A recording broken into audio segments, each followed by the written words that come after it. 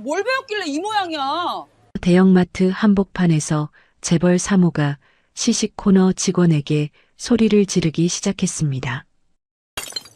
가족은, 가족은 건드리지 마세요. 처음으로 고개를 든 은서의 말이 채 끝나기도 전에 최미란의 손이 그녀의 뺨을 잇는 힘껏 내려쳤습니다. 짝! 날카로운 파열음이 마트 전체에 울려 퍼지는 순간 인파 속에서 한 노인이 조용히 휴대전화를 꺼냈습니다. 과연 어떤 사연이 있었던 걸까요? 이야기 시작 전 구독과 좋아요를 눌러주시고 어디에서 듣고 계신지 댓글로 남겨주시면 그곳에 행복이 함께하길 기원드립니다. 오늘의 인생극장 사연 소개드립니다. 강남 한복판 높은 담장 안에 자리한 3,000평 규모의 저택은 마치 세상과 철저히 단절된 섬처럼 고요했습니다.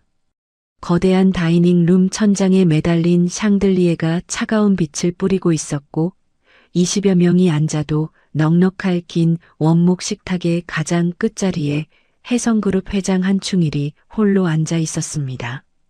그의 앞에는 쉰 첩 반상이 화려하게 차려져 있었습니다.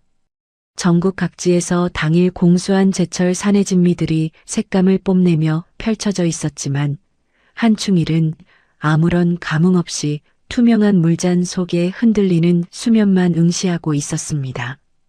한충일이 마른 기침을 삼키며 은수저를 집어들었습니다. 하지만 그릇에 닿기 전에 수저는 다시 식탁으로 내려앉았습니다. 은수저가 그릇에 부딪히는 소리조차 내지 않을 정도로 그의 손길은 조심스러웠습니다. 벽면을 가득 채운 거대한 유화 초상화 속에는 젊은 시절의 당당한 한충일과 고상한 미소를 짓는 아내 그리고 앳된 얼굴의 소년이 함께 정면을 응시하고 있었습니다. 하지만 지금 이 공간에는 오직 괴종시계의 초침이 넘어가는 건조한 기계음과 노인의 거친 숨소리만이 무겁게 내려앉아 있었습니다. 과거의 영광을 비웃는 듯한 정막이었습니다. 한충일이 젓가락 끝으로 잘 구워진 굴비의 살점을 무의미하게 뒤적였습니다. 이내 힘없이 젓가락을 내려놓고는 맞은편에 놓인 주인 없는 텅 빈 의자를 뚫어지게 바라보았습니다. 아주 오래전 그 자리에 앉아 밥투정을 하던 누군가의 잔상을 쫓는 듯 깊은 회한의 한숨이 흘러나왔습니다. 한충일이 고개를 숙였습니다. 그의 검버섯핀 주름진 손등 위로 앙상하게 드러난 푸른 핏줄이 미세하게 떨리고 있었습니다. 고급 리넨 식탁보의 끝자락을 쥐었다 펴는 강박적이고 반복적인 행동에서 그가 억누르고 있는 불안과 견디기 힘든 고독의 무게가 고스란히 전해졌습니다. 그때 그림자처럼 대기하던 집사가 조용히 다가와 각종 약이 담긴 은쟁반을 소리 없이 내려놓았습니다. 한충일이 형형색색의 알약들을 한 줌 털어 입안에 넣었습니다.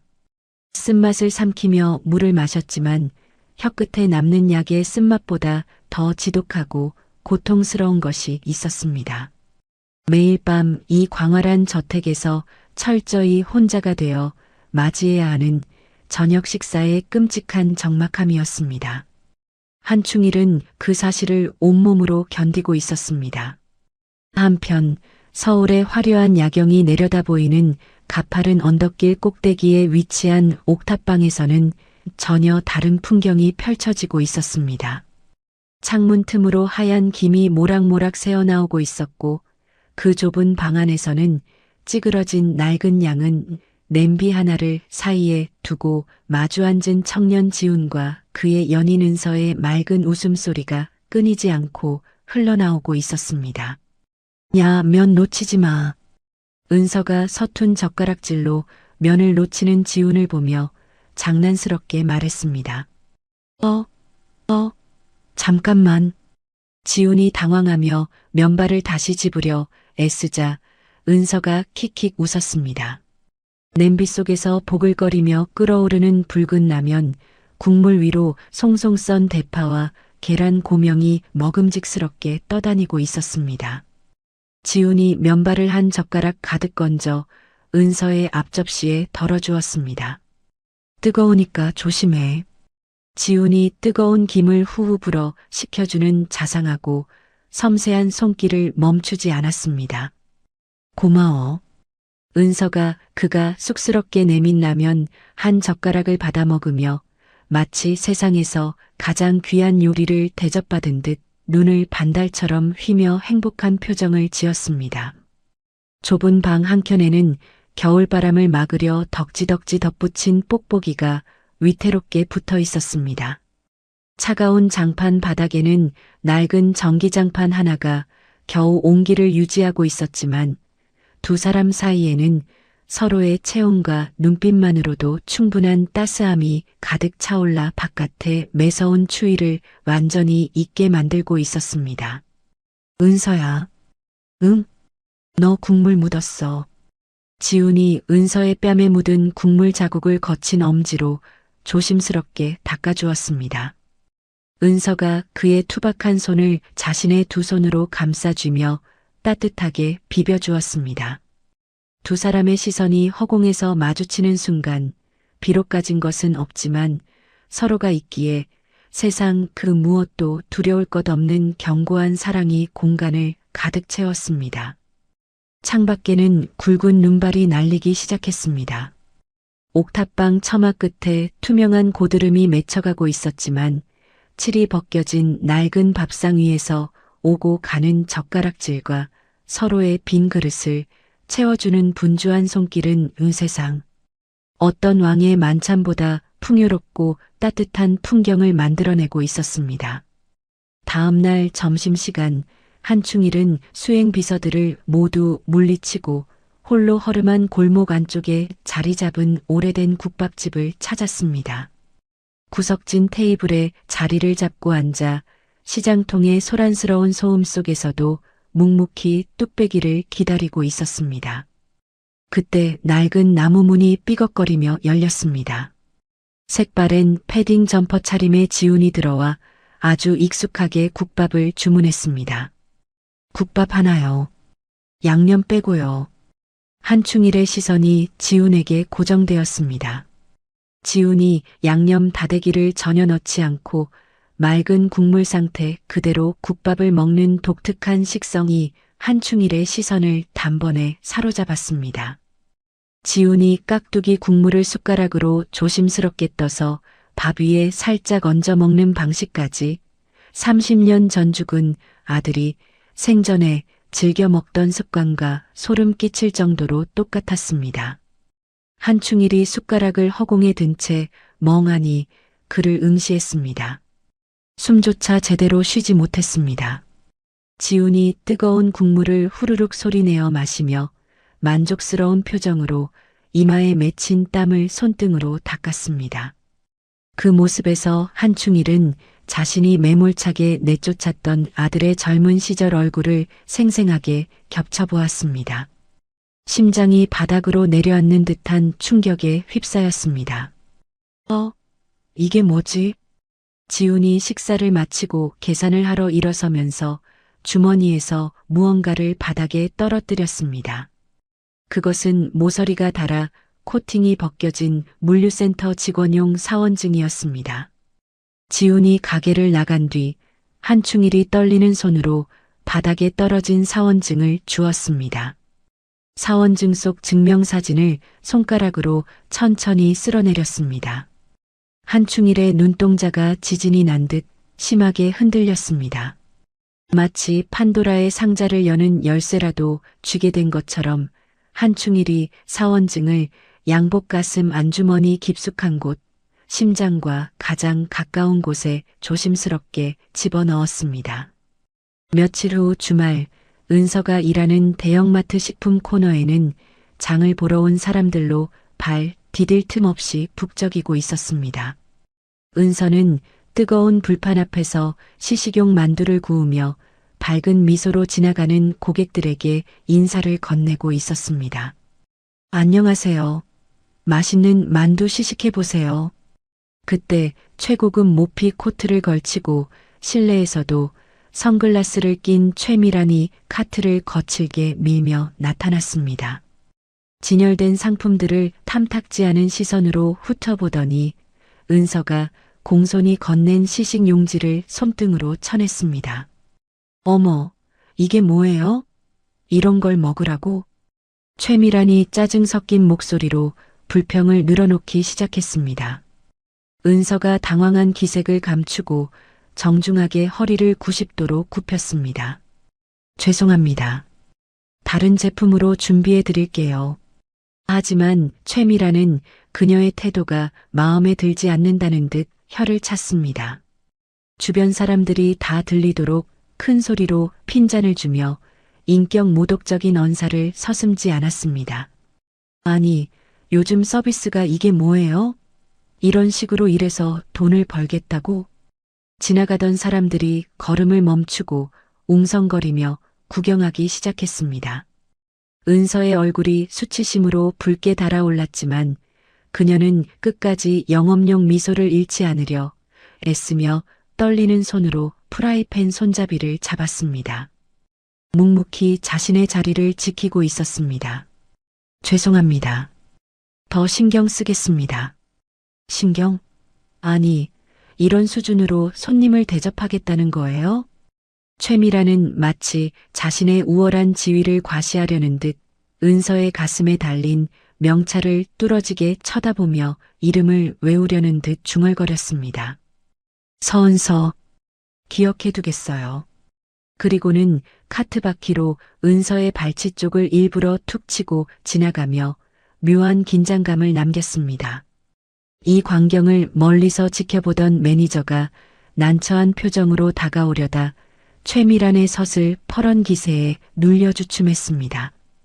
은서는 최미란이 시야에서 완전히 사라진 뒤에야 참았던 한숨을 내쉬며 붉어진 눈시울을 앞치마 끝으로 훔쳤습니다. 한충일 회장의 집무실에서는 또 다른 풍경이 펼쳐지고 있었습니다. 그는 비서실장에게 무언가를 지시하려다 입을 다물고 창밖의 도심 풍경을 응시하고 있었습니다. 드넓은 마호가니 책상 위에는 지훈의 사원증과 함께 빛바랜 흑백 사진 한 장이 엎어져 있어 그의 복잡하고 어지러운 심경을 대변하고 있었습니다. 한충일이 서랍에서 칠이 벗겨진 낡은 만년필을 꺼내 손안에서 굴리며 깊은 생각에 잠겼습니다. 그 만년필 몸체에는 사랑하는 아버지께라는 문구가 희미하게 각인되어 있어 그가 오랫동안 간직해온 아들에 대한 뼈저린 그리움과 회한을 짐작게 했습니다. 한충일이 인터폰을 들어보안 팀장에게 무언가 은밀한 조사를 지시하려다 다시 수화기를 내려놓았습니다. 괴로운 듯 두 손으로 얼굴을 감싸 쥐며 책상 위 엎어진 사진을 다시 바로 세워 아들의 웃는 얼굴을 정면으로 마주했습니다. 사진 속 아들은 세상을 다 가진 듯 환하게 웃고 있었습니다. 하지만 이를 바라보는 한충일의 표정은 고통으로 일그러져 있었습니다. 마치 사진 속 아들에게 늦은 용서를 구하듯 떨리는 손가락으로 차가운 액자의 유리면을 어루만지며 깊은 탄식을 뱉어냈습니다. 미안하다. 정말 미안하다. 창밖에는 어둠이 짙게 깔리고 화려한 도시의 불빛들이 하나둘 켜지기 시작했습니다. 하지만 한충일의 집무실은 스탠드 불빛 하나에 의지한 채 고요한 정적 속에 잠겨 있어 그의 철저히 고립된 내면을 시각적으로 보여주고 있었습니다. 한충일이 무언가 결심한 듯 의자 뒤에 걸린 재킷을 걸쳤습니다. 집무실을 나서는 그의 발걸음은 평소의 당당함과 달리 무겁고 느렸습니다. 목적지가 정해지지 않은 사람처럼 텅 빈 복도를 배회하다가 결국 엘리베이터 버튼을 누르지 못하고 비상구 계단 앞에 멈춰 섰습니다. 그 시각 지훈과 은서의 옥탑방에는 갑작스러운 한파로 인해 노후된 보일러 배관이 얼어터져 냉기가 감돌고 있었습니다. 두 사람은 두꺼운 이불을 머리끝까지 뒤집어 쓰고 서로의 체온에 의지해 혹독한 추위를 견디고 있었습니다. 추워. 조금. 입김이 하얗게 나오는 방 안에서 지훈이 은서의 차가운 손을 자신의 점퍼 주머니 깊숙이 넣어주며 미안해했습니다. 미안해. 보일러가 얼어서. 괜찮아. 오히려 낭만적인걸? 은서가 그런 지훈의 어깨에 머리를 기대며 속삭이듯 말해주었습니다. 낡은 창문 틈으로 들어오는 매서운 찬바람 소리가 윙윙거렸습니다.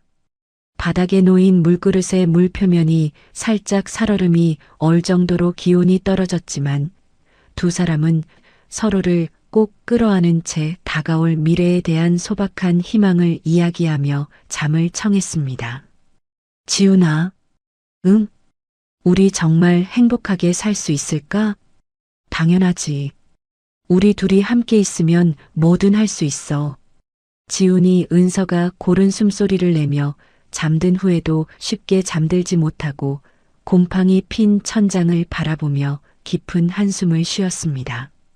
그의 시선은 벽에 걸린 달력의 날짜, 붉은 동그라미가 쳐진 아버지의 기일 날짜에 머물러 있어 그가 짊어진 삶의 무게와 말 못할 고민을 짐작하게 했습니다.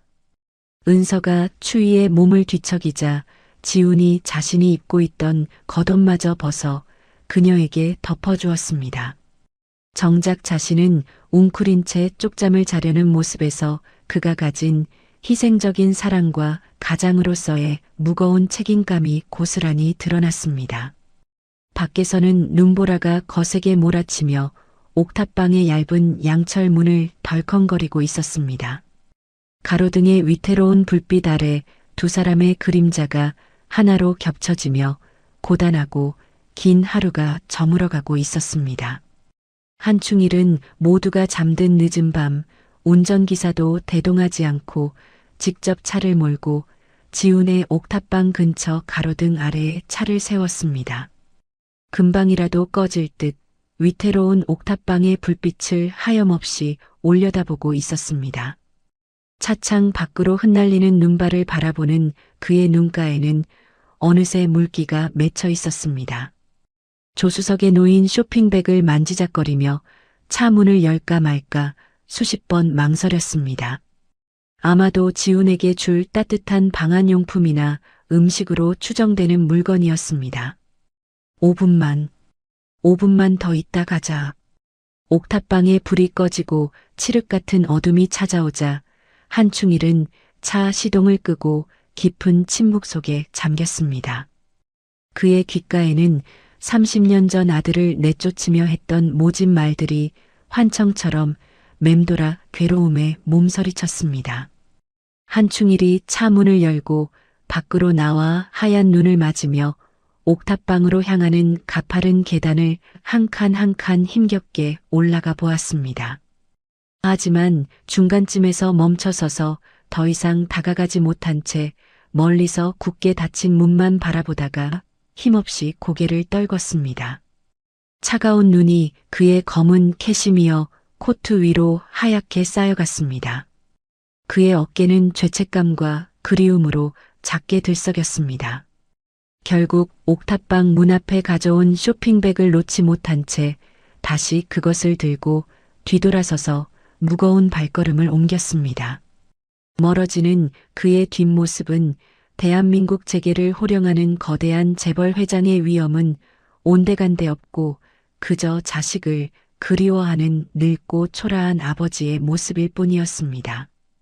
가로등 불빛 아래 길게 늘어진 그의 그림자가 쓸쓸함을 더했습니다.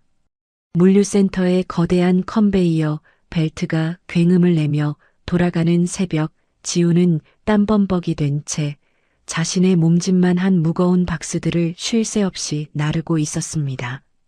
관리자의 날카로운 호통 소리에도 묵묵히 고개를 숙인 채 기계처럼 일에만 집중했습니다. 강지훈, 속도 좀 올려봐. 이게 무슨 소풍 나온 거야? 관리자가 지훈이 잠시 허리를 펴고 숨을 고르는 것조차 용납하지 않겠다는 듯 스톱워치를 눈앞에 들이대며 다그쳤습니다. 죄송합니다. 지훈이 이를 악물고 박스를 던지듯 트럭에 쌓아 올렸습니다. 지훈의 동료들이 안쓰러운 눈빛을 보냈지만 감히 나서지는 못했습니다. 지훈의 낡은 작업화 밑창은 이미 닳을 대로 닳아 미끄러운 시멘트 바닥을 제대로 지탱하지 못해 몇 번이나 휘청거렸습니다. 하지만 그는 벽에 붙은 결혼 자금 마련이라는 목표가 적힌 낡은 포스트잇을 떠올리며 이마에 흐르는 땀을 거친 장갑으로 훔쳐냈습니다. 30분 휴게 시간이다. 빨리 끝내고 돌아와. 휴게실 자판기 앞에 동료들이 모여 앉아 커피를 마시며 회사에 대한 불만을 토로하고 있었습니다. 요즘 일이 너무 빡센 것 같아. 그러게. 사람을 뭘로 보는 거야? 하지만 지우는 구석진 자리에 쪼그리고 앉아 차가운 편의점 김밥 한 줄로 끼니를 때우며 수첩에 무언가를 꼼꼼히 적어 내려가고 있었습니다. 그것은 은서와 함께 살 전셋집 대출 이자 계산 내역이었습니다. 월 이자 18만 원. 관리비 포함하면 지훈이 계산기를 두드리며 작은 소리로 중얼거렸습니다. 강지훈. 관리자가 다가와 지훈의 어깨를 툭 치며 강요했습니다. 이번 주말도 특근 가능하지? 인력이 부족해서 말이야. 지훈이 잠시 주먹을 꽉 쥐었습니다. 이내 힘을 풀고 고개를 끄덕였습니다. 네, 알겠습니다. 그의 굽은 등 뒤로 짊어진 가장의 무게가 묵직하게 느껴졌습니다. 작업이 끝나고 텅 빈 물류센터를 걸어 나오는 지훈의 발걸음은 천근만근 무거웠습니다.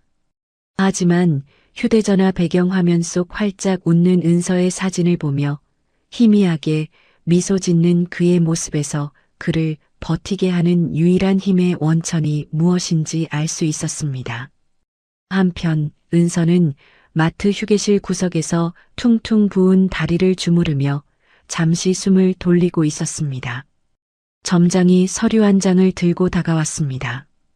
은서 씨, 최밀한 고객분의 컴플레인이 본사에 정식으로 접수되었어요. 점장이 매뉴얼에 따라 자필 사과 편지를 써야 한다고 통보했습니다. 저는 잘못한 게 없는데요. 은서가 억울함에 항변하려 입을 뗐습니다.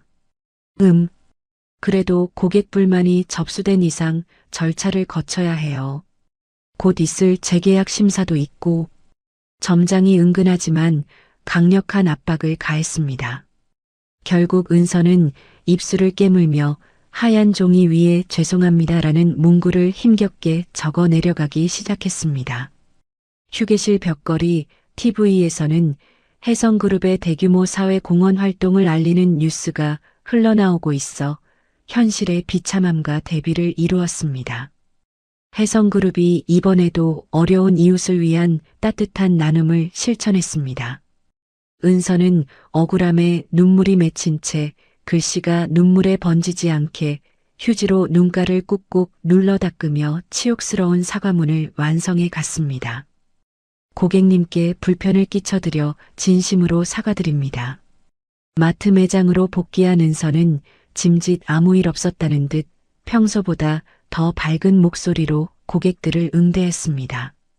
하지만 카트를 정리하다가 실수로 캔 음료를 떨어뜨리는 등 평소와 달리 위축된 모습을 보였습니다. 손끝이 미세하게 떨리고 있었습니다. 은서 씨, 무슨 일 있어요? 지나가던 동료가 걱정스레 물었습니다. 아니에요. 괜찮아요. 은서가 억지로 입꼬리를 올리며 고개를 저었습니다. 하지만 그녀의 눈빛은 깊은 상처를 입은 듯 흔들리고 있었습니다. 유니폼 주머니 속 구겨진 사과 편지를 만지작거리는 손길에서 그녀의 참담한 심경이 전해졌습니다. 퇴근길 은서는 마트 입구 회전문 앞에서 잠시 멈춰서서 밤하늘을 올려다보았습니다. 화려한 도심의 네온사인이 그녀의 초라한 모습과 대비되어 더욱 쓸쓸하게 느껴졌습니다. 깊은 한숨을 내쉬며 옷깃을 여미고 어둠 속으로 걸어 들어갔습니다. 한충일 회장의 차가 다시 한번 옥탑방 골목 어귀에 멈춰 섰습니다. 그는 차창을 아주 조금 내려 멀리서 지훈이 퇴근하여 집으로 들어가는 모습을 숨죽여 지켜보고 있었습니다. 지훈의 손에 들린 검은 비닐봉지 속에는 제사용 배 하나와 북어 한 마리가 들어 있었습니다. 오늘이 바로 지훈의 아버지, 즉 한충일이 평생 가슴에 묻은 아들의 기일이라는 사실을 깨닫는 순간이었습니다. 한충일이 차 문을 열고 나가려다 말고 가슴을 움켜쥐며 고통스러운 표정으로 신음했습니다. 옥탑방 마당 한켠에 작은 상을 펴고 향을 피우는 지훈의 모습이 어렴풋이 보였습니다. 지훈이 절을 올리며 어깨를 들썩이는 모습에 한충일은 차 안에서 핸들에 머리를 박고 소리 없는 오열을 토해내며 자신의 죄를 참회했습니다. 미안하다. 정말 미안하다. 아들아. 한충일은 조수석에 놓인 최고급 위스키 병을 집어들었다가 다시 내려놓았습니다. 아들이 생전에 비싼 술 대신 소주만 마셨던 것을 기억해내고는 자신의 무심함과 사치스러움에 치를 떨며 스스로를 자책했습니다. 옥탑방 쪽에서 향 냄새가 차가운 겨울바람을 타고 희미하게 날아왔습니다.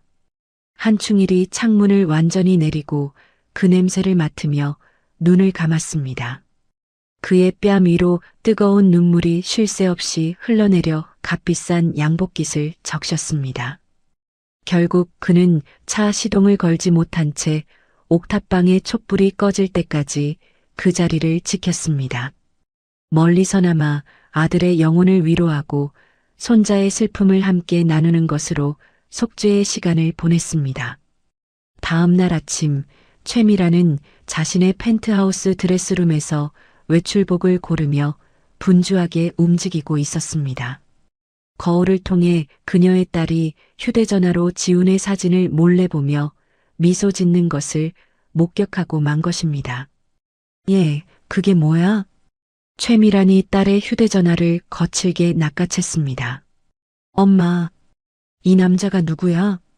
사진 속 남자가 마트 알바생의 남자친구이자 물류센터 직원이라는 사실을 확인하고는 격분하여 휴대전화를 바닥에 던져 박살내며 히스테릭한 비명을 질렀습니다. 이런 더러운 거지 새끼와 만나겠다고? 딸이 울며 불며 매달렸습니다. 엄마, 제발. 지훈 오빠는 좋은 사람이에요. 최미란이 딸의 뺨을 때리려는 신용을 하며 당장 그 남자와 정리하지 않으면 강제로 유학을 보내버리겠다고 협박했습니다. 당장 끝내. 아니면 내일 비행기 태워서 호주로 보내버린다. 곧장 수행비서에게 전화를 걸어 지훈과 은서에 대한 모든 신상 정보를 캐내라고 소리쳤습니다. 강지훈이랑 서은서, 이 두 놈들 배경 다 뒤져봐. 당장. 최미라는 분이 풀리지 않는지 화장대 위에 고가 화장품들을 바닥으로 쓸어버리며 거울 속에 비친 자신의 일그러진 얼굴을 노려보았습니다. 그녀의 눈빛에는 두 사람을 가만두지 않겠다는 섬뜩한 도끼가 서려 있어 앞으로 닥칠 파란을 예고했습니다. 감히 내 딸을 꼬셨어? 두고 봐. 그녀는 옷을 갈아입지도 않은 채 거실을 서성거리며 비서실장에게 당장 차를 대기시키라고 고함쳤습니다. 지훈을 돈으로 매수하려던 계획이 실패할 경우 은서를 타겟으로 삼아 짓밟아버리겠다는 비열한 계획을 세우며 차가운 미소를 짓고 있었습니다. 돈으로 안 되면 다른 방법이 있지. 최미란이 현관을 나서는 발걸음 소리가 또각또각 날카롭게 울려 퍼졌습니다. 엘리베이터 문이 닫히는 순간 그녀의 표정은 차갑게 굳어지며 마치 사냥터로 향하는 맹수와 같은 살기를 뿜어냈습니다. 한충일의 서재에서는 또 다른 긴장감이 흐르고 있었습니다. 책상 위에는 밀봉된 노란 서류 봉투 하나가 덩그러니 놓여 있었습니다. 한충일이 떨리는 손으로 봉투를 집어들어 봉인을 뜯기 시작했습니다. 봉투 겉면에는 유전자 검사 결과 보고서라는 글자가 선명하게 찍혀 있었습니다. 서류를 꺼내려던 그의 손이 심하게 떨려 종이가 바스락거리는 소리가 유난히 크게 들렸습니다. 그는 서류를 반쯤 꺼내다 말고 차마 끝까지 확인하기 두려운 듯 다시 봉투 속으로 거칠게 밀어 넣었습니다. 혹시라도 자신의 짐작이 틀려서 실망할까봐, 혹은 맞다면 자신이 과거에 저지른 씻을 수 없는 죄를 감당할 수 없을까봐 두려워했습니다. 회장의 거친 손은 서류 봉투 겉면을 하염없이 쓰다듬으며 짐승 같은 신음만 삼켰습니다. 정말 내 손자일까? 30년 만에 찾은 핏줄일지도 모른다는 희망과 죄책감이 뒤섞여 한충일은 책상 위 아들의 사진을 끌어안고 하염없이 눈물을 흘렸습니다. 사진 액자에 입을 맞추고 미안하다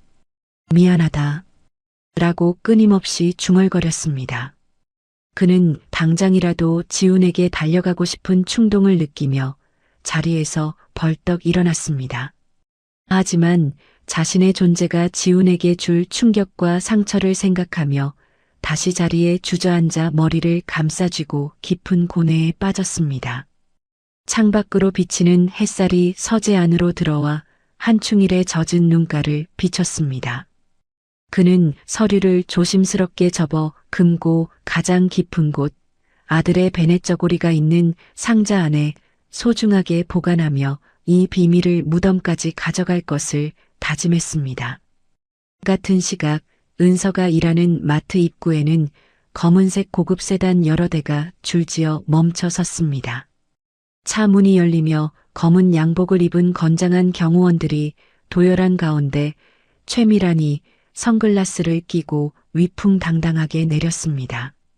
마트 직원들과 고객들이 놀라서 길을 비켜주는 사이 최미란은 꼿꼿한 자세로 카트조차 밀지 않고 빈손으로 매장 안으로 걸어 들어갔습니다. 그녀의 뒤를 수행 비서들이 따르며 험악한 분위기를 조성했습니다.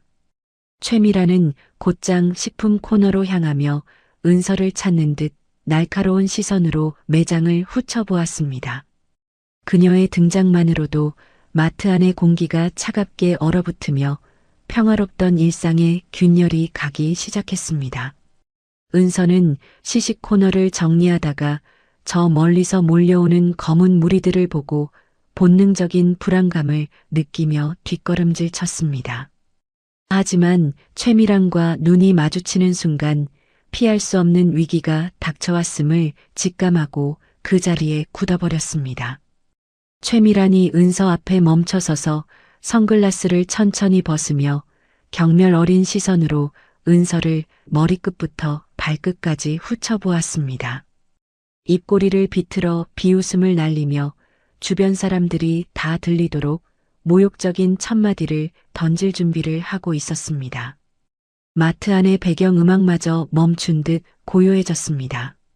구경꾼들이 하나둘 모여들며 스마트폰을 꺼내 촬영을 시작하는 긴박한 상황 속에서 은서의 손에 들린 집게가 바닥으로 툭 떨어지며 쨍그랑 소리를 냈습니다. 한충일은 벅찬 감정을 추스르고 지훈을 먼 발치에서라도 다시 보고 싶어 비서실장에게 차를 준비시켰습니다. 차 안에서 그는 지훈에게 줄 선물 목록을 수첩에 적어보며 어린아이처럼 들뜬 모습을 보였습니다. 따뜻한 음식, 방한용품, 아니면 책도 좋겠고. 하지만 차가 마트 근처에 도착했을 때 마트 입구가 소란스럽고 구급차가 대기하고 있는 심상치 않은 광경을 목격하게 되었습니다. 한충일이 본능적으로 불길한 예감에 사로잡혀 차가 완전히 멈추기도 전에 문을 열었습니다. 회장님, 위험합니다. 그가 인파를 헤치고 마트 안으로 들어섰을 때 저 멀리 식품 코너 쪽에서 고성이 오가는 소리가 들려왔습니다. 그 중심에 최미란과 위태롭게 서 있는 은서의 모습이 한충일의 시야에 들어왔습니다. 한충일의 표정이 순식간에 굳어지며 눈빛이 매섭게 변했습니다. 그는 수행 비서들의 만류를 거칠게 뿌리치고 성큼성큼 앞으로 걸어 나아갔습니다. 그의 걸음걸이에는 더 이상 노인의 나약함이 아닌 맹수의 기백이 서려 있었습니다. 최미란이 은서에게 삿대질을 하며 윽박지르는 장면이 클로즈업 되었습니다. 한충일은 주먹을 꽉 쥐어 손톱이 살을 파고들 정도로 분노를 억누르며 지훈의 연인이자 자신의 예비 손주 며느리인 은서를 지키기 위해 폭풍의 눈 속으로 걸어 들어갔습니다. 그의 등 뒤로 마트의 자동문이 닫히며 외부와의 소음이 차단되었습니다. 이제 오직 그들만의 숨막히는 대치 상황만이 남겨진 채 운명의 수레바퀴는 걷잡을 수 없는 속도로 굴러가기 시작하고 있었습니다. 최미란이 마트 매장 한복판에서 은서를 향해 삿대질을 하며 고성을 지르기 시작했습니다. 그녀의 입에서 나오는 거친 단어들은 단순히 서비스에 대한 불만을 넘어 은서의 부모와 가정환경까지 들먹이는 인격 모독 수준에 이르렀습니다. 아니, 부모한테 뭘 배웠길래 이 모양이야? 이런 식으로 손님을 상대하겠다는 거야? 최미란의 목소리가 마트 전체에 울려 퍼졌습니다. 주변에 있던 쇼핑객들이 하나둘 걸음을 멈추고 웅성거리며 이 자극적인 광경을 휴대전화로 촬영하기 시작했습니다. 하지만 최미란은 아랑곳하지 않고 오히려 관중을 즐기듯 목소리를 더욱 높였습니다. 은서는 끓어오르는 모멸감에 입술을 꽉 깨물어 피가 맺힐 지경이었습니다. 하지만 여기서 자신이 화를 내면 일자리를 잃을 수도 있다는 두려움과 지훈에게 짐이 되기 싫다는 생각에 떨리는 두 손을 앞치마 뒤로 감춘 채 고개를 깊이 숙였습니다. 죄송합니다. 정말 죄송합니다. 은서가 기계적으로 사과를 반복했습니다. 죄송하긴 뭐가 죄송해. 가식적이고 비굴하기만 하고. 최미란이 은서의 그런 태도가 가식적이고 비굴해 보인다며 더욱 기세등등하게 날뛰었습니다. 갑자기 최미란이 진열대에 놓인 시식용 만두 접시를 손으로 쓸어버려 바닥에 내동댕이 쳤습니다. 와르르 소리를 내며 접시가 깨지고 튀어오른 기름이 은서의 하얀 유니폼과 신발을 더럽혔습니다. 어머! 주변 사람들이 놀라는 소리를 냈습니다. 바닥에 흩어진 만두와 깨진 접시 조각들 사이로 은서가 주저앉아 떨리는 손으로 그것들을 치우려 했습니다. 최미란은 더러운 것을 본다는 듯 코를 막고 뒤로 물러서며 수행원들에게 소독제를 뿌리라고 소리쳤습니다. 빨리 소독제 가져와. 이런 더러운 걸 어떻게 봐? 그 모습은 인간에 대한 최소한의 예의조차 상실한 잔혹한 갑질의 전형을 보여주었습니다. 은서의 눈에서 참았던 눈물이 바닥으로 뚝뚝 떨어져 깨진 접시 조각을 적셨습니다. 그녀의 작게 떨리는 어깨는 보는 이들로 하여금 안타까움을 자아냈지만 누구 하나 섣불리 나서서 최미란을 말리지 못하는 차가운 현실이 마트 안을 무겁게 짓눌렀습니다. 인파 뒤쪽에 서 있던 한충일 회장은 이 모든 광경을 지켜보며 숨을 멈추고 있었습니다. 그의 눈동자는 분노로 이글거리고 있었지만 동시에 과거 자신이 며느리가 될 뻔했던 여자를 돈봉투로 모욕하며 내쫓았던 30년 전의 기억이 겹쳐져 최미란의 모습에서 자신의 추악했던 과거를 마주하는 고통스러운 딜레마에 빠져 있었습니다. 수행 비서가 참지 못하고 앞으로 나서려 하자 한충일은 비서의 팔을 강하게 움켜쥐어 제지했습니다. 그의 손아귀 힘이 얼마나 센지 비서가 신음을 삼킬 정도였습니다. 이는 그가 지금 섣불리 나서서 자신의 정체가 드러날 경우 지훈과 은서가 입을 더 큰 상처를 우려하고 있음을 보여주었습니다. 한충일의 시선은 바닥에 주저앉아 깨진 접시 조각을 줍는 은서에게 고정되어 있었습니다. 그녀가 묵묵히 바닥을 닦는 손길에서 죽은 아들의 성실함과 착한 심성을 발견하고는 가슴 안쪽에서 뜨거운 무언가가 울컥 치솟아 오르는 것을 느끼며 어금니를 꽉 깨물었습니다. 그는 주머니 속에서 아들의 낡은 사원증을 만지작거리며 냉정을 찾으려 애썼습니다. 하지만 최미란이 은서의 머리를 손가락으로 툭툭 미는 장면을 목격하는 순간 그의 이성은 끊어질 듯 팽팽하게 당겨지고 호흡이 거칠어지기 시작했습니다. 이런 아이들이 요즘 많아. 부모 얼굴이 보고 싶다니까?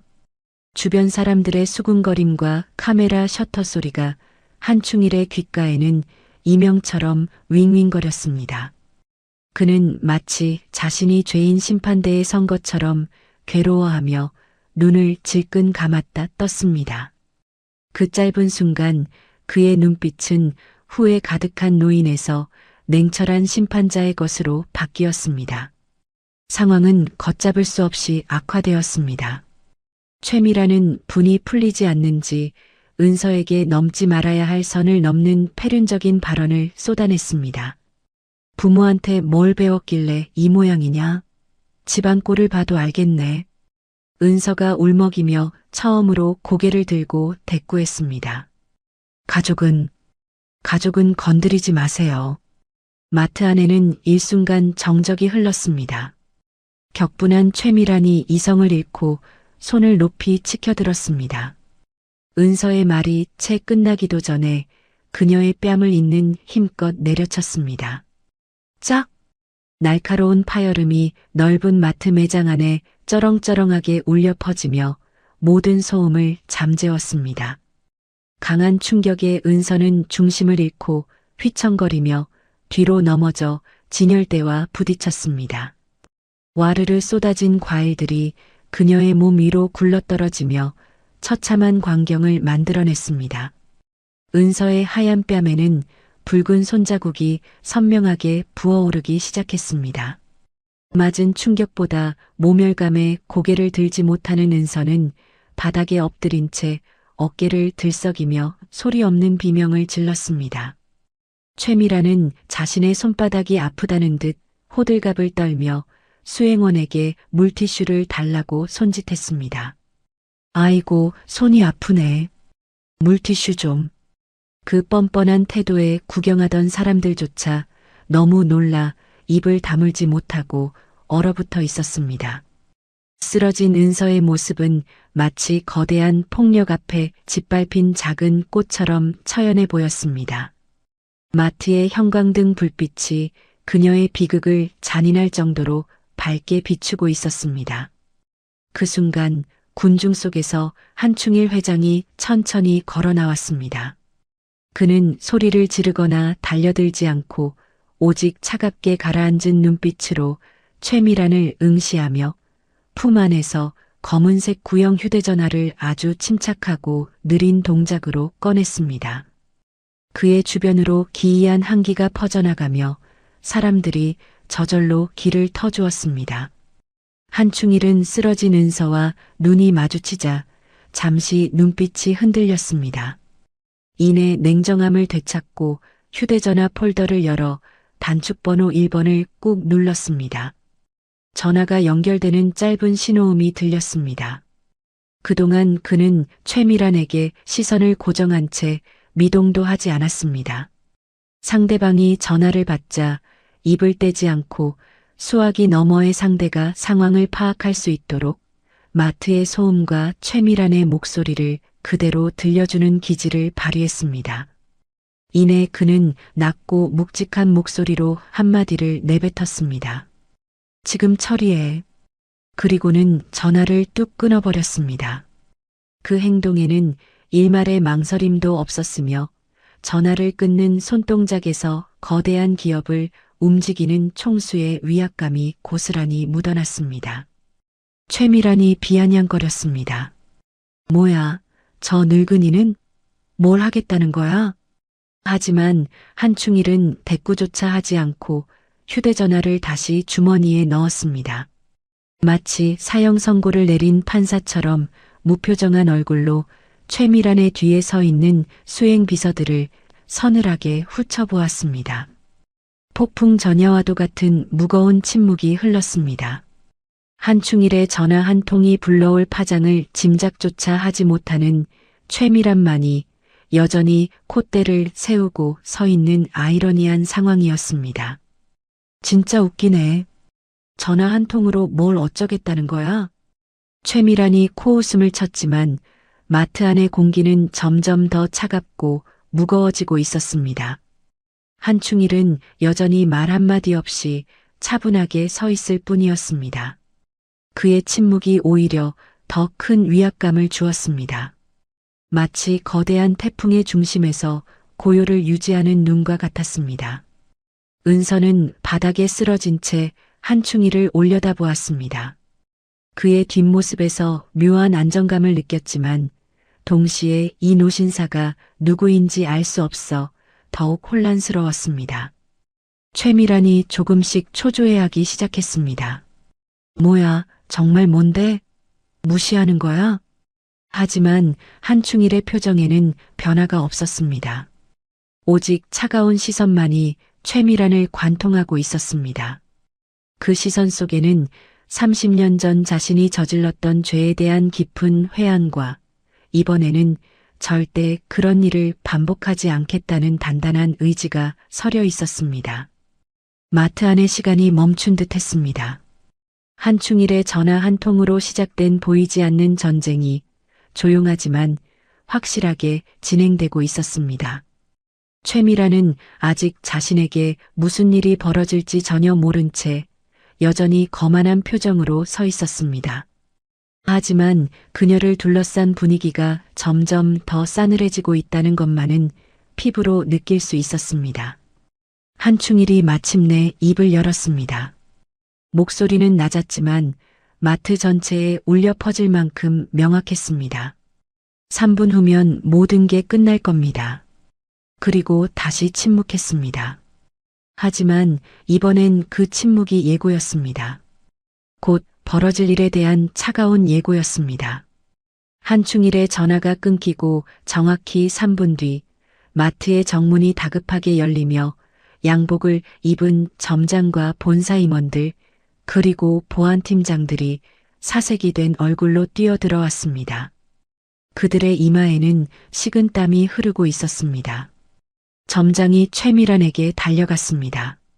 하지만 90도로 허리를 굽히는 대신 단호한 표정으로 그녀의 앞을 가로막았습니다. 고객님, 영업방해와 폭행 혐의로 경찰에 신고 접수되었습니다. 나가주시죠. 믿을 수 없는 상황이 벌어졌습니다. 최미란이 길길이 날뛰며 소리쳤습니다. 뭐라고? 내가 누군지 알아? 감히 나한테 이런 식으로? 하지만 보안 요원들은 그녀의 팔을 양쪽에서 붙잡고 강제로 끌어내기 시작했습니다. 그녀의 수행 비서들조차 어딘가로부터 걸려온 전화를 받고는 최미란을 버려둔 채 슬금슬금 뒷걸음질 쳐 사라졌습니다. 어디 가는 거야? 어디 가냐고. 최미란이 끌려나가는 모습이 마트 내 대형 스크린에 비치기 시작했습니다. 동시에 뉴스 속보 자막으로 최미란 남편의 기업에 대한 국세청 특별 세무조사와 검찰 압수수색 소식이 긴급하게 타전되었습니다. 속보입니다. 모기업 비자금 조성 의혹으로 검찰이 압수수색에 착수했습니다. 그녀의 몰락이 실시간으로 중계되고 있었습니다. 사람들은 이 극적인 반전에 환호성을 지르는 대신 겁에 질린 표정으로 상황을 지켜보았습니다. 세상에, 저런 일이 3분 만에 저렇게 될 수가 있어? 최미란의 비명소리가 마트 밖으로 멀어지면서 소동은 거짓말처럼 정리되었습니다. 하지만 바닥에 남은 깨진 접시와 뭉개진 과일들만이 폭력의 흔적으로 남아 있었습니다. 소란이 끝난 자리, 은서는 여전히 바닥에 주저앉아 멍하니 붓기 오른 뺨을 감싸쥐고 있었습니다. 누군가가 그녀의 앞에 다가와 무릎을 굽히고 앉아 최고급 실크 손수건을 조용히 건넸습니다. 은서가 고개를 들어 바라보았지만 역광 때문에 상대방의 얼굴은 잘 보이지 않았습니다. 그 사람은 아무 말 없이 손수건을 은서의 손에 쥐어주고는 누가 볼세라 황급히 몸을 일으켜 인파 속으로 사라졌습니다. 잠깐만요. 은서가 부르려 했지만 이미 그 사람은 사라진 뒤였습니다. 은서는 손수건 귀퉁이에 수놓아진 이니셜 J, H를 발견하고 고개를 갸웃거렸습니다. 그것은 죽은 지훈의 아버지이자 한충일의 아들 이름 약자였지만 그녀는 아직 그 의미를 알지 못했습니다. 마트 직원이 달려와 은서를 부축해 일으키며 말했습니다. 은서 씨, 괜찮아요? 병원으로 가야겠어요. 하지만 은서는 찢어진 유니폼을 손으로 여미며 거절했습니다. 괜찮아요. 정말 괜찮아요. 사라진 노신사의 뒷모습을 눈으로 쫓으며 알 수 없는 위로와 그리움을 느꼈습니다. 은서의 손에 들린 손수건에서는 은은한 냄새가 났습니다. 그것은 지훈에게서 항상 나던 낡은 책 냄새와 묘하게 닮아 있어 그녀의 마음을 더욱 흔들어 놓았습니다. 이상해. 이 냄새. 뒤늦게 소식을 들은 지훈이 땀범벅이 되어 마트로 뛰어들어왔습니다. 난장판이 된 현장과 퉁퉁 부은 은서의 얼굴을 보자마자 다리에 힘이 풀려 그 자리에 주저앉을 뻔했습니다. 은서야. 지훈이 은서를 와락 끌어안으며 미안하다는 말만 반복했습니다. 은서의 붉어진 뺨을 어루만지는 그의 손이 분노와 슬픔으로 심하게 떨렸습니다. 그의 눈에서는 굵은 눈물방울이 하염없이 떨어져 은서의 어깨를 적셨습니다. 미안해. 정말 미안해. 내가 지켜주지 못해서. 은서는 지훈을 안심시키기 위해 애써 웃으며 주머니에서 아까 받은 손수건을 꺼내 보여주었습니다. 괜찮아. 어떤 할아버지가 도와줬어. 마치 키다리 아저씨처럼 말이야. 지훈이 손수건을 받아들고 살펴보던 중 손수건 끝에 매달린 작은 펜던트를 보고 흠칫 놀랐습니다. 그것은 자신이 어릴 때 아버지 가방에서 본 것과 똑같은 문양이 새겨진 낡은 금속 장식이었습니다. 이게 설마. 지훈은 고개를 저으며 우연일 것이라 생각하려 애썼습니다. 하지만 가슴 한구석에 피어오르는 불안감을 떨치지 못한 채 은서의 손을 꽉 잡고 마트를 빠져나왔습니다. 두 사람의 뒷모습은 처량하지만 서로를 지탱하며 걷는 걸음걸이는 그 어느 때보다 단단해 보였습니다. 지훈아, 정말 괜찮아. 무서웠지만 그 할아버지가 있어서 든든했어. 누구였을까? 정말 고마운 분이네. 그날 밤 한충일 회장은 아무도 없는 거실 소파에 깊숙이 파묻혀 앉아 있었습니다. 그의 앞 탁자에는 최밀한 일가의 파멸을 알리는 조간신문 가판이 놓여 있었습니다. 한충일이 비서실장에게 전화를 걸었습니다. 그 아이들에게 필요한 건 돈이 아니라 기회다. 그는 지훈과 은서가 자존심을 다치지 않는 선에서 지원받을 수 있도록 익명의 후원 재단을 통해 조치할 것을 지시했습니다. 익명으로 절대 이름이 드러나지 않게 해. 그냥 운 좋게 선정된 것처럼 보이게 하라고. 전화를 끊은 한충일은 지갑 속에서 아들의 낡은 사진을 꺼내 손가락으로 쓰다듬었습니다. 이번엔 도망치지 않았다. 지켰어. 그의 목소리는 물기에 젖어 잠겨 있었습니다. 창밖에는 비가 내리기 시작했습니다. 빗물이 창문을 타고 흘러내리는 모습이 마치 한충일의 눈물처럼 보였습니다. 그는 소파에 웅크리고 누워 아들의 사진을 가슴에 품은 채 처음으로 악몽을 꾸지 않고 깊은 잠에 빠져들었습니다. 하지만 잠든 그의 얼굴 위로 그림자가 드리워졌습니다. 탁자 위에 놓인 휴대전화 화면이 번쩍이며 발신자 표시 제한으로 전화가 걸려왔습니다. 한충일이 잠결에 전화를 받았습니다. 누구냐? 전화기 너머로 낯선 남자의 목소리가 들려왔습니다. 한충일 회장님이시죠? 경고합니다. 더 이상 우리 일에 개입하지 마세요. 뭔 소리냐? 누구인데? 최미라는 빙산의 일각일 뿐입니다. 당신이 지키려는 그 아이들, 안전을 보장할 수 없게 될 겁니다. 전화가 끊어졌습니다. 한충일이 벌떡 일어나 창밖을 내려다보았습니다.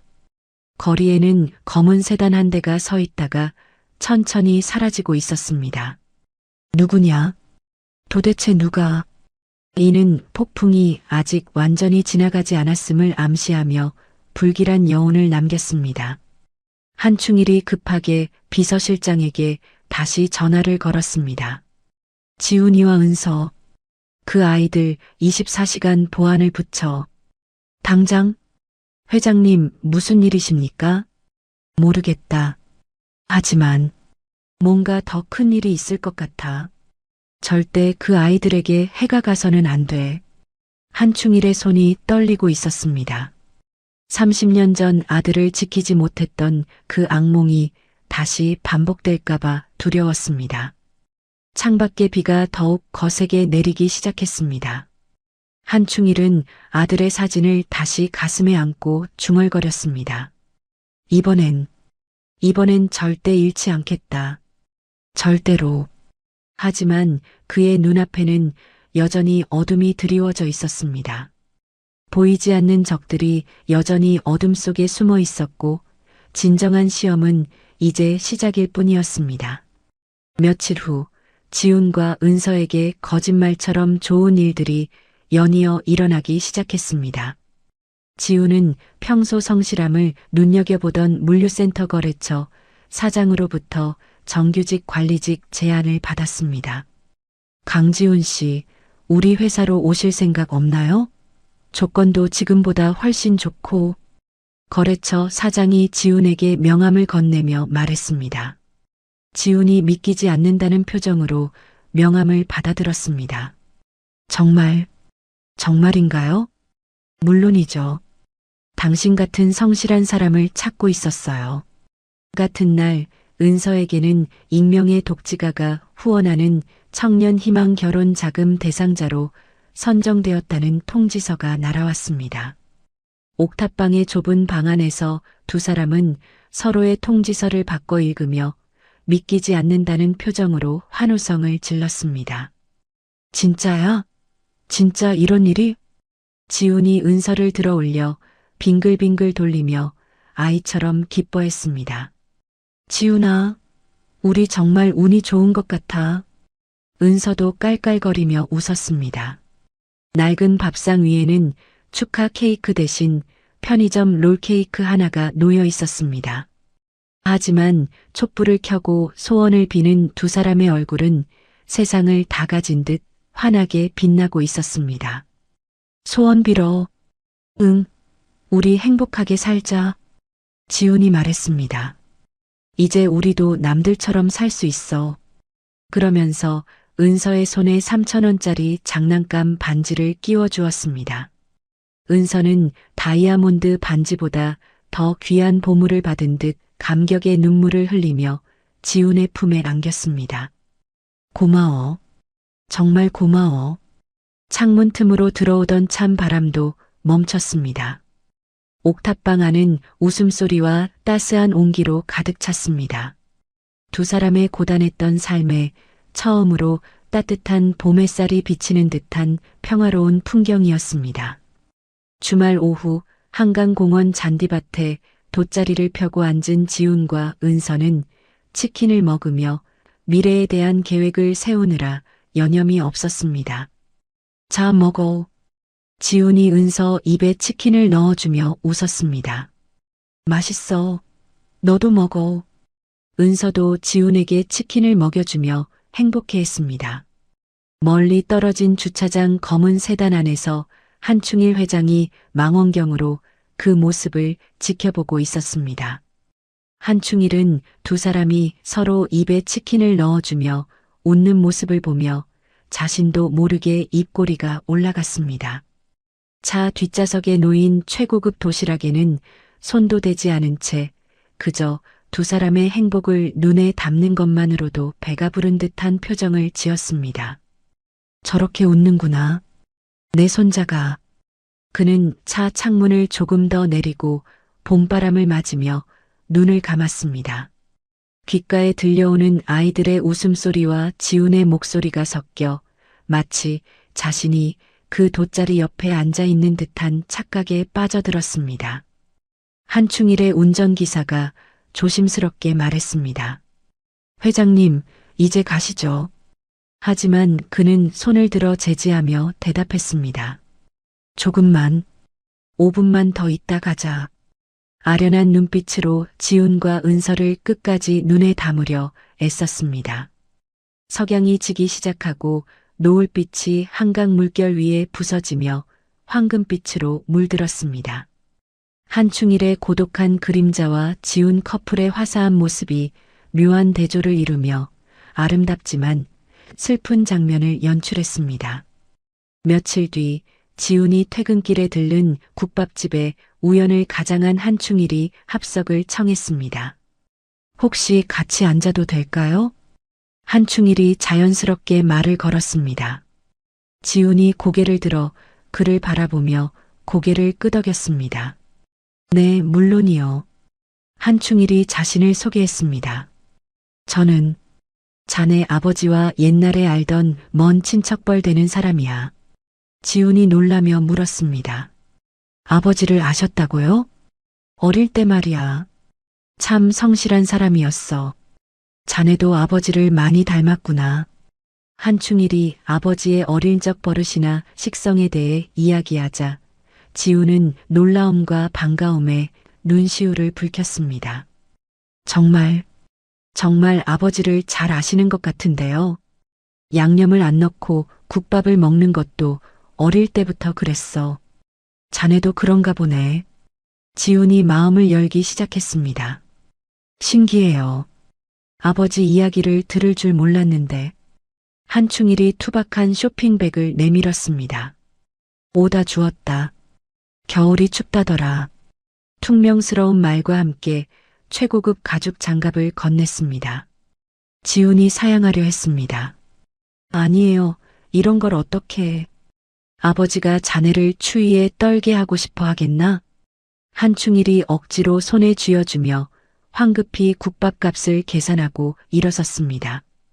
지훈이 멀어지는 한충일의 뒷모습을 보며 왠지 모를 익숙함과 그리움을 느꼈습니다. 한충일은 가게를 나오자마자 골목 뒤에 숨어 지훈이 장갑을 껴보는 모습을 훔쳐보며 가슴을 쓸어내렸습니다. 잘 맞네. 다행이야. 차가운 밤 공기 속에서도 장갑을 낀 지훈의 손과 그것을 선물한 한충일의 마음이 연결되는 순간이었습니다. 두 사람 사이에 보이지 않는 벽이 조금씩 허물어지며 혈연의 끌림이 작동하기 시작하고 있었습니다. 하지만 이 행복은 오래가지 못했습니다. 한충일에게 위기가 닥쳤습니다. 지훈에게 줄 선물을 고르던 한충일이 갑작스러운 심장 통증을 느끼며 거리에서 비틀거렸습니다. 아, 아파. 수행 비서들이 놀라 그를 부축했습니다. 회장님, 괜찮으세요?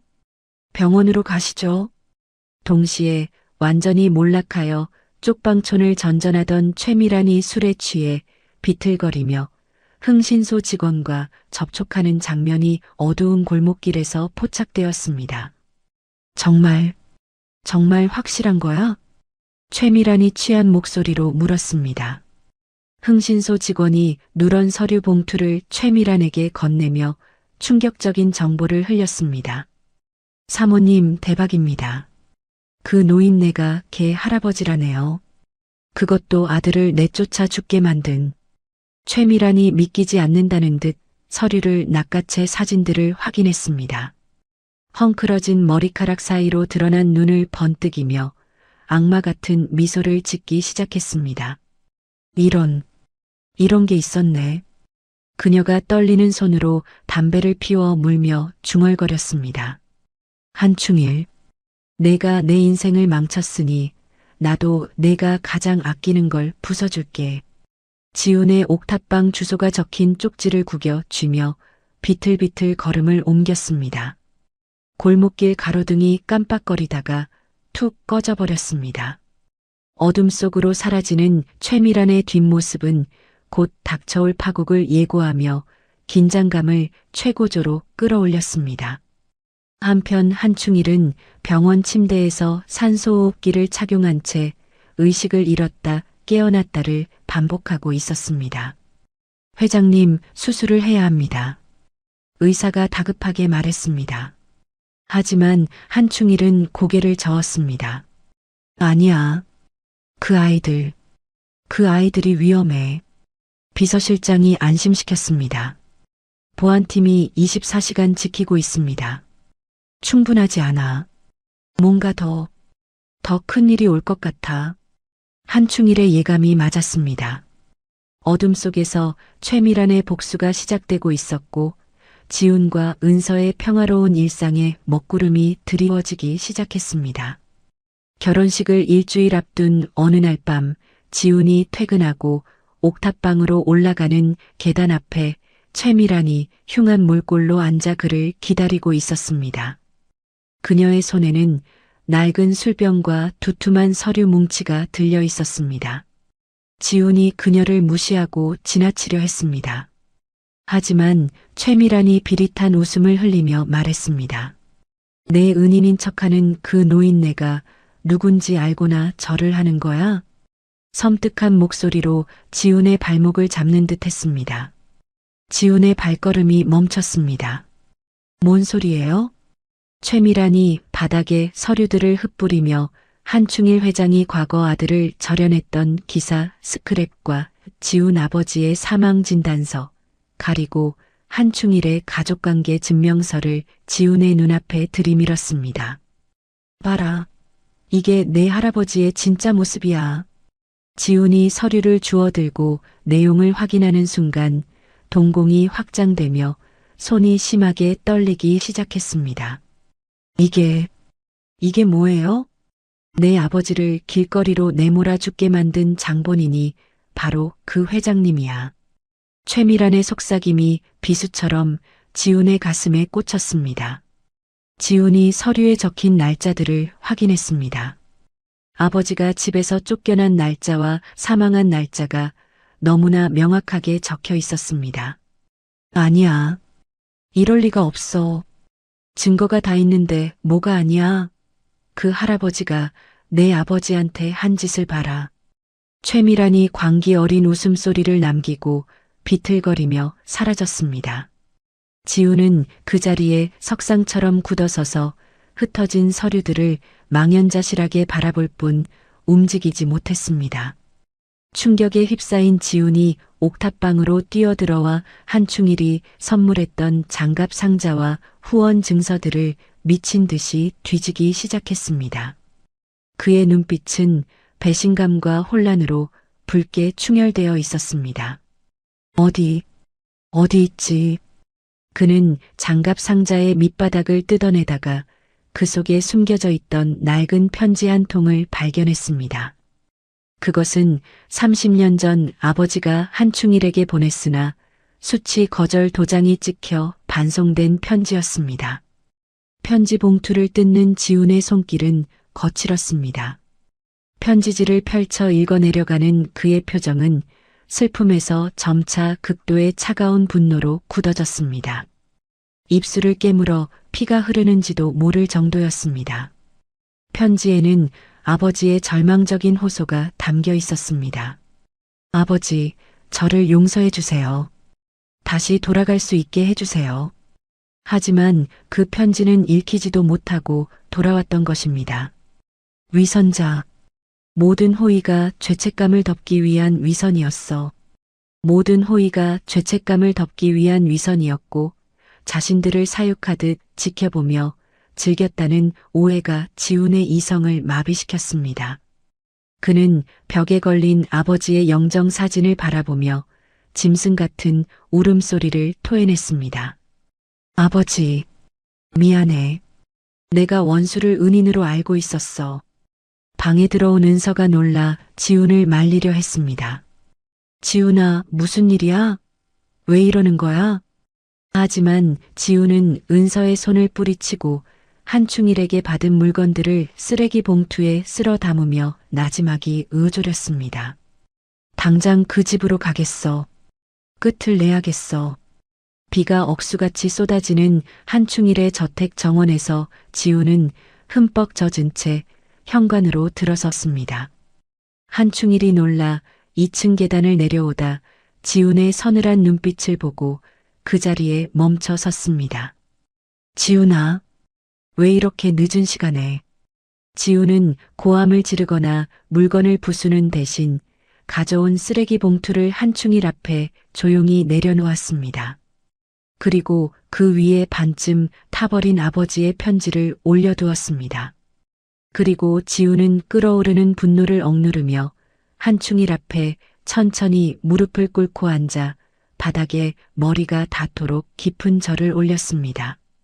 그것은 존경의 의미가 아니라 영원한 절연을 고하는 뼈가 시리도록 차가운 작별의 의식이었습니다. 지훈이 고개를 들지 않은 채 낮게 은조렸습니다. 회장님, 제 아버지를 죽게 한 그 돈으로 저를 사려 하지 마십시오. 한충일의 얼굴이 창백해졌습니다.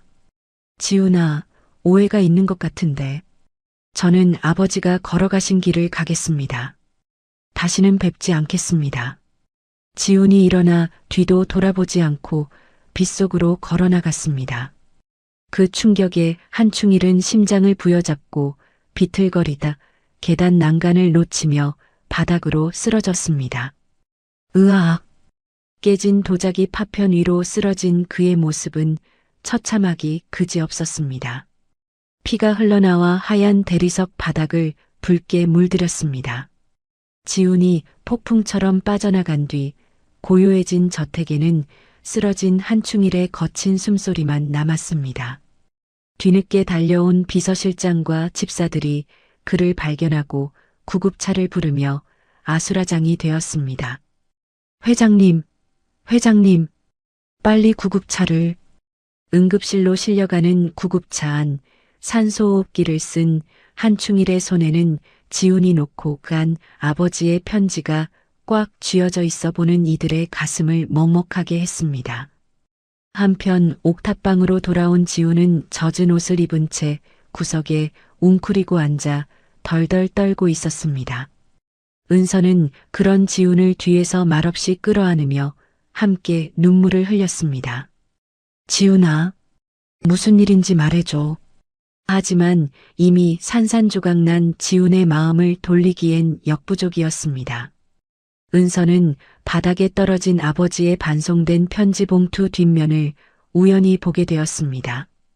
그곳에 아버지가 아닌 한충일의 필체로 작게 적힌 메모를 발견하고 놀란 표정을 지었습니다. 이게 뭐지? 창밖의 빗소리는 더욱 거세졌습니다. 병원의 심전도 모니터 소리와 옥탑방의 흐느낌이 교차되며 두 번째 위기는 절망적인 밤을 맞이했습니다. 한충일은 응급실에서 의식과 무의식을 오가며 중얼거렸습니다. 지훈아, 미안하다. 할아버지가 잘못했다. 하지만 그의 목소리는 아무도 들을 수 없었습니다. 차가운 병원 복도에는 오직 기계음만이 울려 퍼질 뿐이었습니다. 그리고 그 순간 지훈은 옥탑방에서 자신이 아버지를 배신했다는 자책감에 괴로워하고 있었습니다. 두 사람 모두 상처받았지만 진실은 여전히 어둠 속에 가려져 있었습니다.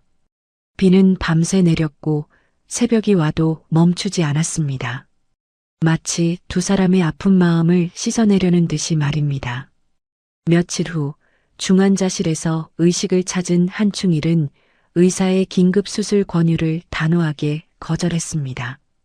링거 바늘을 뽑으려 하며 비서실장에게 쉰 목소리로 지시했습니다. 당장 변호사를 불러. 회장님, 지금은 수술이 우선입니다. 의사가 만류했지만 한충일은 고개를 저었습니다. 시간이 없어. 빨리. 병실에 도착한 변호사 앞에서 한충일은 떨리는 손으로 유언장을 작성하기 시작했습니다. 그는 혜성그룹의 모든 지분과 재산을 사회에 환원한다는 내용을 한치의 망설임 없이 구술했습니다. 모든 재산은 사회복지재단에 기증합니다. 변호사가 가족 몫의 유류분을 언급하며 말리려 했습니다. 회장님, 가족분들을 위한 재산도 남겨두셔야. 한충일이 고개를 저으며 잘라 말했습니다. 그 아이에게 더 이상 돈이라는 짐을 지게 할 수 없다. 지훈에게 남길 유산 항목에는 오직 서재 금고에 있는 낡은 가죽 가방 하나만을 적어 넣었습니다. 작성이 끝난 후 한충일은 침대 옆 협탁에 놓인 지훈의 낡은 사원증을 손에 쥐고 창밖을 바라보았습니다. 그의 눈빛은 모든 욕심을 내려놓은 사람처럼 텅 비어 있으면서도 한편으론 평온해 보였습니다. 비서실장, 네, 회장님. 마지막으로 지훈에게 가방을 전해달라. 절대 내가 위독하다는 사실을 알리지 말고. 그는 서서히 눈을 감고 가쁜 숨을 몰아쉬었습니다. 옥탑방에서 페인처럼 지내던 지훈을 찾아온 은서는 지훈의 손을 잡고 마지막에 발견했던 편지 뒷면의 메모를 보여주며 설득을 시도했습니다. 지훈아, 이것 좀 봐. 메모에는 한충일의 필체로 아들아, 미안하다. 돌아와다오. 문은 항상 열려 있다. 라고 적혀 있었습니다. 날짜는 아들이 죽기 바로 전날이었습니다. 이게 뭐지? 지훈이 떨리는 손으로 메모를 받아들었습니다. 은서가 호소했습니다. 할아버지가 널 가지고 논 게 아니야. 용기가 없어서 주위를 맴도셨던 거야. 마트에서 나를 볼 때 그분 눈빛은 가짜가 아니었어.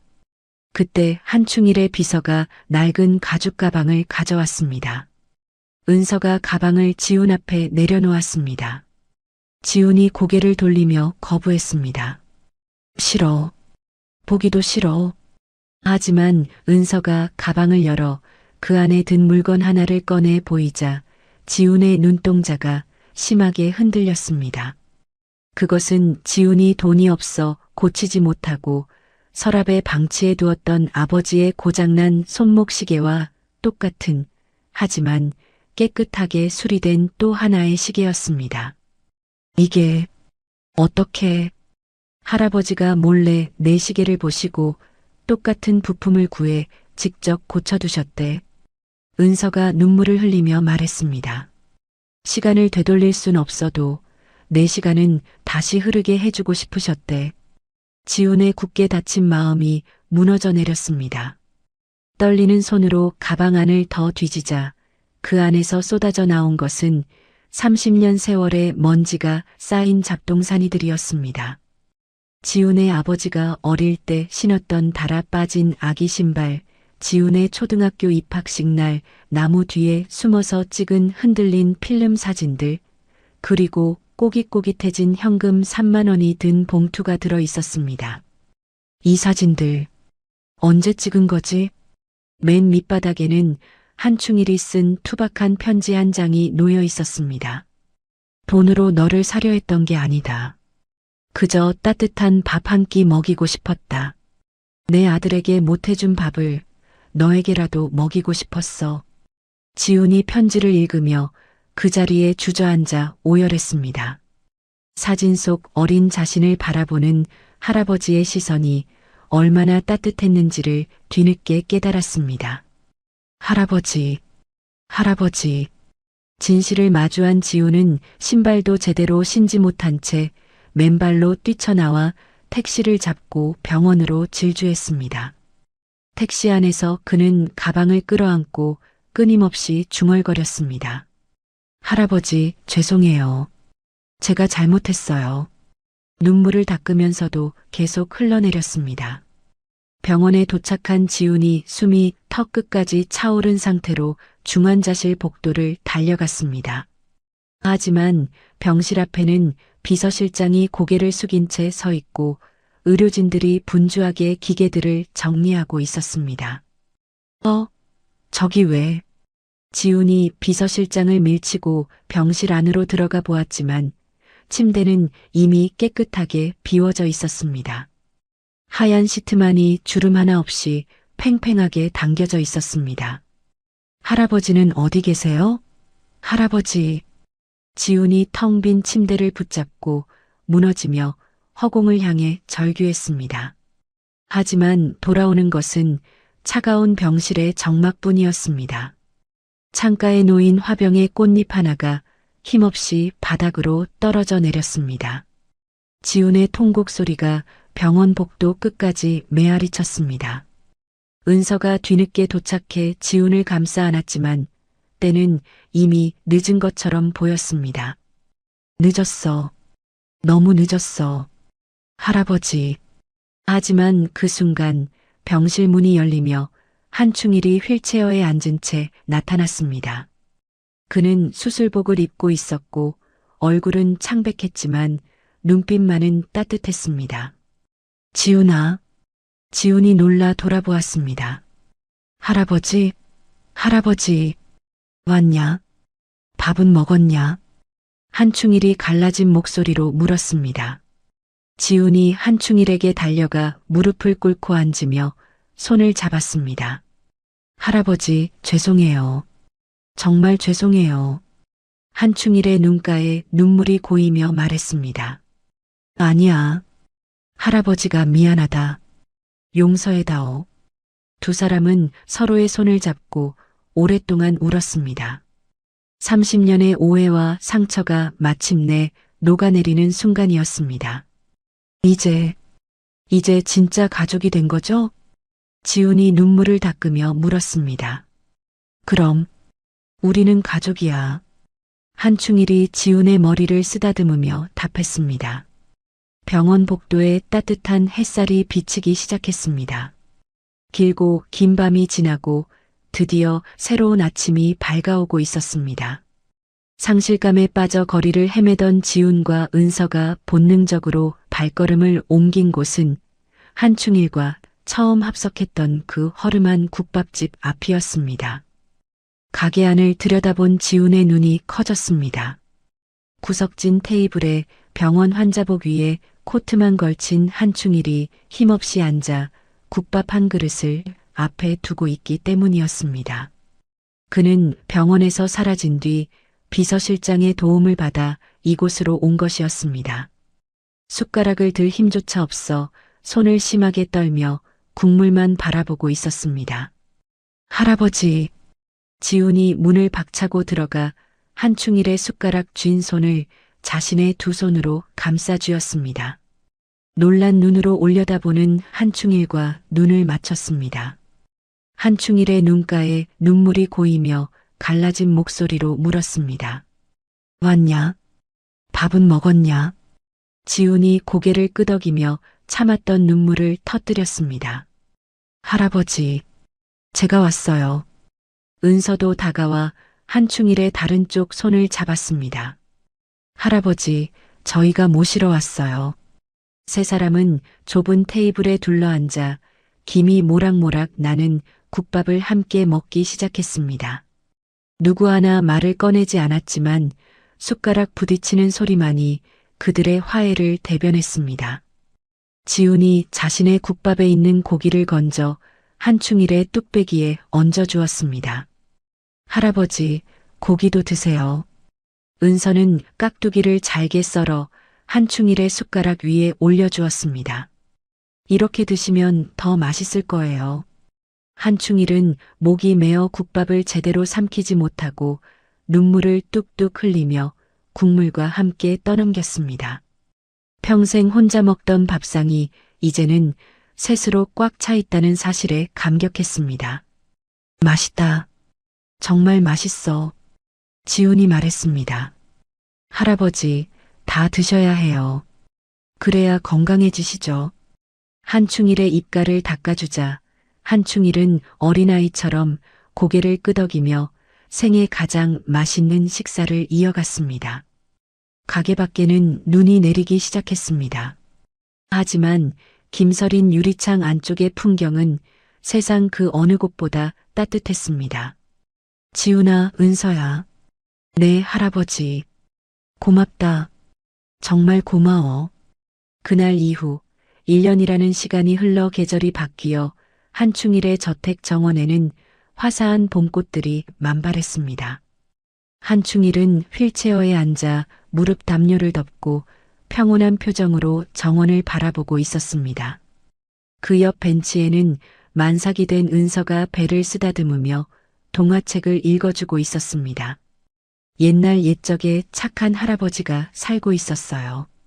지훈이 앞치마를 두른 채 정원 테라스로 나와 깎은 과일 접시를 내려놓았습니다. 서툰 솜씨로 깎아 울퉁불퉁한 사과 한 조각을 한충일의 입에 넣어 주었습니다. 할아버지, 사과 드세요. 한충일이 오물오물 사과를 씹으며 은서의 배에 손을 대고 태동을 느꼈습니다. 환하게 웃는 그의 주름진 얼굴에는 더 이상 고독이나 회한의 그림자가 없었습니다. 우리 증손주가 벌써 이렇게 컸구나. TV 뉴스에서는 최미란의 남편 회사가 부도로 파산했다는 소식이 짧게 지나갔습니다. 최미란이 마트 계산원에서 손님에게 혼나며 고개를 숙이는 모습이 스쳐갔지만 정원의 세 사람은 그 뉴스에 관심을 두지 않고 서로의 눈만 바라보며 웃었습니다. 할아버지, 이름 뭘로 지을까요? 은서가 배를 만지며 물었습니다. 지희는 어떨까? 지혜로울 지혜 기쁠 희. 우리 가족에게 지혜와 기쁨을 주는 아이가 되길 바라면서. 지희. 좋은 이름이에요. 지훈이 미소 지었습니다.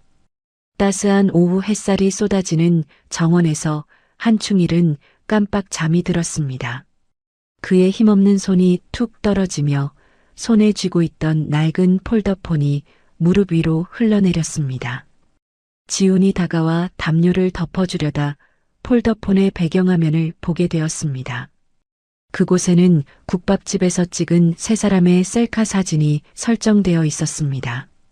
사진 속 한충일은 쑥스러운 듯 V비자를 그리며 환하게 웃고 있었습니다. 할아버지도 셀카를 찍으실 줄 아셨구나. 한충일의 감긴 눈꺼풀이 미세하게 떨리는가 싶더니 이내 멈췄습니다. 그의 입가에 맺힌 미소는 세상의 모든 짐을 내려놓은 듯 평온하기 그지없었습니다. 지훈이 덮어준 담요 위로 벚꽃잎 하나가 소리 없이 내려앉았습니다. 그것은 마치 먼저 간 아들이 아버지의 어깨를 토닥이는 손길처럼 보였습니다. 할아버지, 편히 주무세요. 은서가 조용히 속삭였습니다. 우리가 여기 있을게요. 지훈이 한충일의 손을 가만히 잡았습니다. 화면은 멈춘 듯 고요했지만 바람 소리만이 그들의 시간이 영원히 이어질 것임을 속삭였습니다. 정원에는 봄꽃 향기가 가득했고 세 사람의 그림자가 하나로 겹쳐져 땅에 드리워졌습니다. 한충일의 얼굴에는 깊은 평안이 깃들어 있었습니다.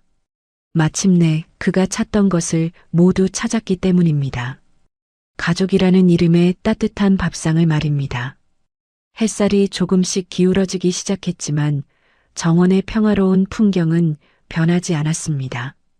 지훈과 은서가 한충일을 지키고 있었고 한충일의 미소는 여전히 따뜻했습니다.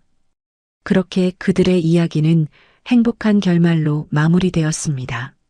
상처받은 마음들이 서로를 치유하고 끊어진 인연이 다시 이어지며 미움이 사랑으로 바뀌는 기적 같은 이야기였습니다. 그리고 그 기적의 중심에는 언제나 따뜻한 밥 한 그릇이 있었습니다. 이렇게 해서 한충일 회장과 손자 지훈, 그리고 은서의 이야기가 마무리되었습니다.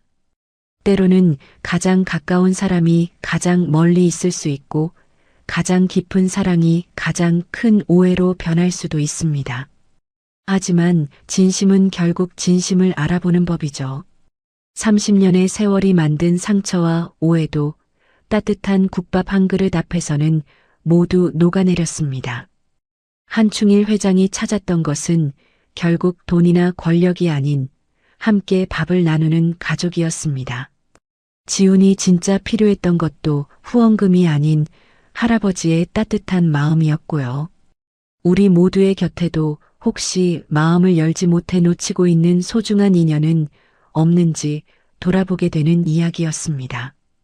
때로는 먼저 손을 내미는 용기가, 작은 오해를 푸는 대화가 인생을 완전히 바꿀 수 있으니까요. 이야기를 끝까지 들어주신 분이 계시다면 잘 들었다고 댓글 하나만 남겨주시면 많은 분들에게 따뜻함을 나눌 수 있습니다. 감사합니다.